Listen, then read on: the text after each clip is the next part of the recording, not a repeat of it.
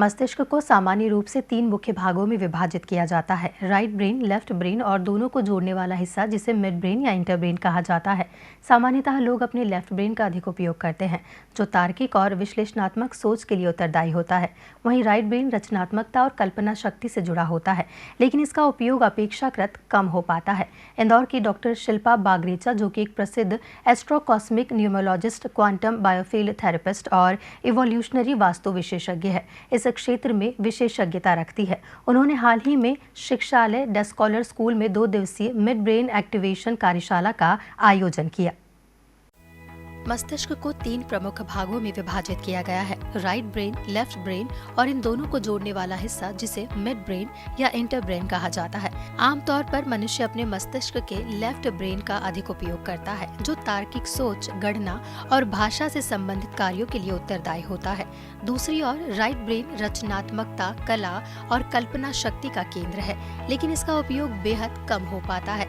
विशेषज्ञों के अनुसार मिड ब्रेन का सक्रिय होना मस्तिष्क के दोनों हिस्सों के बीच बेहतर समन्वय स्थापित करता है, जिससे व्यक्तित्व का संपूर्ण विकास होता है। मिड ब्रेन एक्टिव होने पर न केवल बच्चों का बौद्धिक स्तर बल्कि उनकी भावनात्मक समझ भी तेजी से विकसित होती है।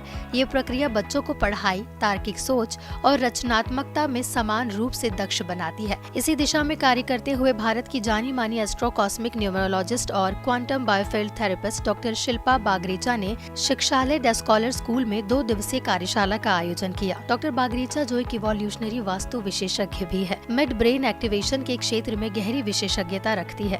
इस कार्यशाला में बड़ी संख्या में छात्रों ने भाग लिया और मिड ब्रेन को सक्रिय करने की तकनीकों को सीखा। कार्यशाला के दौरान डॉक्टर बागरेचा ने छात्रों को मस्तिष्क की गूढ़ क्षमताओं और उनके अधिकतम उपयोग की रणनीतियों पर विस्तृत जानकारी दी। उन्होंने मिड ब्रेन को जागृत करने के व्यवहारिक तरीकों को भी सिखाया, जो छात्रों को अकादमिक और रचनात्मक दोनों क्षेत्रों में लाभान्वित करेगा। आपका नेम? ओके आशी। नेक्स्ट कार्ड आपको दे रहे हैं, मैम ने आपको कार्ड दिया है, चेक करो। परफेक्ट। वाइट आइडेंटिफाई किया आपको कलर्स के सेंस कैसे आ रहे हैं? खुशबू किस चीज की आई?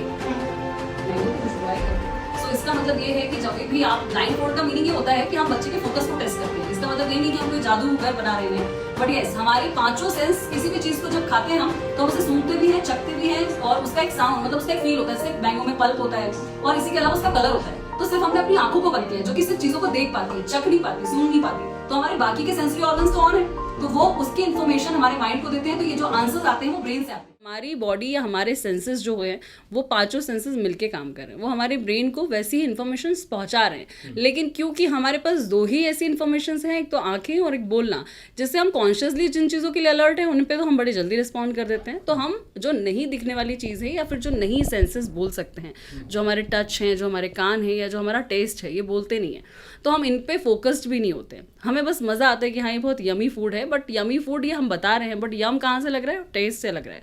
तो वैसे ही इसको ही बढ़ाने के लिए, इसमें इम्प्रूवमेंट लाने के लिए और इसी अलर्टनेस को, फोकस को बच्चों के साथ कनेक्ट करना मिड ब्रेन एक्टिवेशन के थ्रू किया जाता है। अब इस वर्कशॉप में वैसे तो हम बच्चों को काफ़ी कंफर्टेबल कर देते हैं, क्योंकि बच्चे बहुत ज़्यादा मस्ती करना पसंद करते हैं। तो हम उसमें कई सारी एक्टिविटीज़ ऐसी रखते हैं जिसमें वो डांस करते हैं और उसके बाद में हम उन्हें कुछ म्यूज़िक सुनाते हैं, जिससे कि वो डीप मेडिटेशन में जाते हैं। जब वो थक जाते हैं, कुछ फूड उनको दिया जाता है जो कि वो मील्स लेकर आते हैं अपने घर से। खाना खाने के बाद वैसे भी बॉडी बहुत रिलैक्स हो जाती है, वो चाहती है कि मुझे नींद मिले, और जब थकते हैं तभी हम उस म्यूज़िक को बजाते हैं। तो सबकॉन्शियसली जो उनका कान सुन रहा है उस म्यूज़िक को, तब जाके उनकी जो वेवलेंथ है वो ऐसी सेट हो जाती है कि वो बहुत ज़्यादा स्टेबल हो जाते हैं, बहुत ज़्यादा काम हो जाते हैं। एंड देन फिर हम कैंडल त्राटक करवाते हैं, जिसके थ्रू वो और ज़्यादा फोकस्ड हो जाते हैं। एंड देन फिर उसके बाद जब आंखों पे ब्लाइंड बांध दिया जाता है तो उन्हें ये तो पता चल गया कि अब हम इनके साथ हैं, अब ब्लाइंड बन चुका है, लेकिन अब हमें बताना तो यही है जो हम फील कर रहे हैं। वो अपने फील फैक्टर को ही आपके साथ शेयर करते जाते हैं, जो उनका ब्रेन इन्फॉर्मेशन रिसीव करता है। शिक्षालय डेस्कॉलर स्कूल को प्राचार्य डॉक्टर शिल्पा बागरेचा ने बताया कि एक समय बाद मिड ब्रेन एक्टिवेशन स्थिति में ले जाता है कि आंख पर पट्टी बंदी होने पर भी बच्चे चीजों को पहचान और काम करना शुरू कर देते हैं। देखिए सर, हाँ, इसमें हम आँखों पे ब्लाइंड फोल्ड बांधते हैं, कॉटन्स रखते हैं, ब्लाइंड फोल्ड करते हैं, उन्हें कुछ भी दिखाई नहीं देता है। देन हम उन्हें ये कहते हैं कि आपको सिर्फ अपने टच सेंस से उसे टैप करके जो भी सामान, मान लीजिए मैंने रिमोट लिया है, मुझे इसका कलर ही पहचानना है और बच्चे ने देखा ही नहीं कि रिमोट आपके पास था, उसे वो ऐसे टैप करेगा, अपनी बॉडी पर टच करते हैं और वो सूंघते हैं, क्योंकि 3 ही सेंसेस ऑन है और उसके बाद वो बोल सकते हैं। तो उसी से वो बता देते हैं कि वो कलर क्या है। वो क्यों? क्योंकि देखिए, मान लीजिए आपने मैंगो खाया, मैंगो हमें पता है येलो है, ये मेरे ब्रेन को मालूम है, देखने के बाद पता चलता है।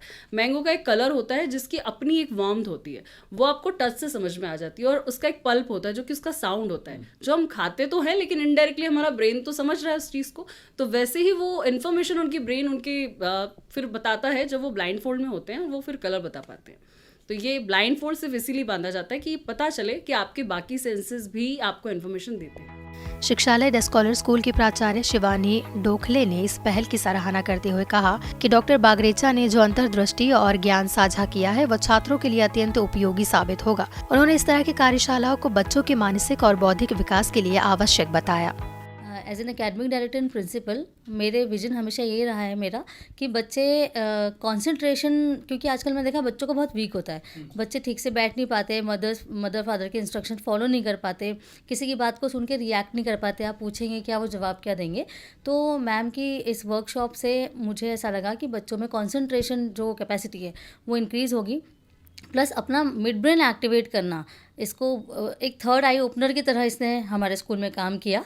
और मैं बोल सकती हूँ कि जो हमारी छठी इंद्री है वो हमारे बच्चों में जो जागृत हुई, वो मुझे देखकर बहुत अच्छा लगा। और यही विज़न था हमारा आगे भी कि बच्चों के साथ हम ऐसे काम कर पाएँ कि उनको कॉन्सेप्ट समझ में आए। और कॉन्सेप्ट समझने के लिए देखिए, ये जो एजुकेशन लाइन है सर, आप भी समझते हैं कि टोटली ये बच्चों की ब्रेन और साइकोलॉजी पे डिपेंड करती है सारी चीज़ें। जब तक बच्चों का ब्रेन एक्टिव और स्मार्ट नहीं होगा, कॉन्सेंट्रेशन नहीं होगा बच्चों में, तब तक उनको आप कोई सा भी कॉन्सेप्ट दे, कितना भी अच्छा टीचर क्यों ना हो सामने, बच्चे नहीं समझ पाएंगे। तो ये म्यूचुअल अंडरस्टैंडिंग वाला एक जो फैक्टर होता है, ये हम शुरू से ही चाहते थे कि हमारे पास जो बच्चे आ रहे हैं वो जिस भी फैमिली बैकग्राउंड से हो, जिस भी कैडेट को बिलोंग करते हो, बट कम से कम जो शिक्षा दी जा रही है स्कूल में उसको ग्रहण करने की उनकी कैपेसिटी जो बहुत अच्छी हो। सर, ये सेशन बहुत अच्छा था, बच्चे बहुत जल्दी